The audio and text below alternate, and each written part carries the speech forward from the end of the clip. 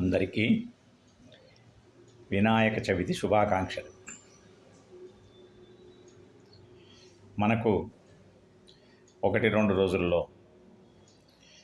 పండుగ వినాయక చవితి వస్తుంది.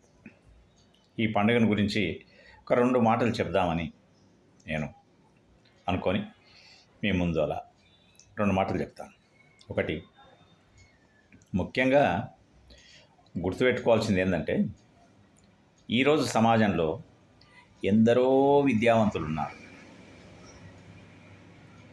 ఎందరో మేధావులు ఉన్నారు,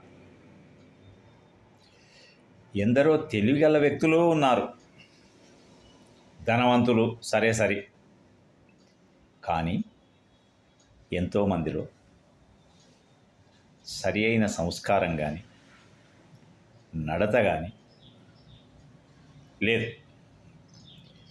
అది సరిచేయుటకే మన పండుగలు. ప్రతి సంవత్సరం పండుగ ఎందుకయ్యా అంటే, ఒక్కసారి మనల్ని మనం సరి చేసుకోవడం, మనల్ని మనం సంస్కరించుకోవడం.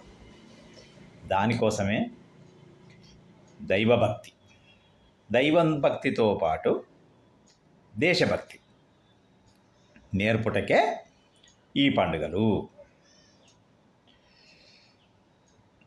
నమో గణేశాయ నమః.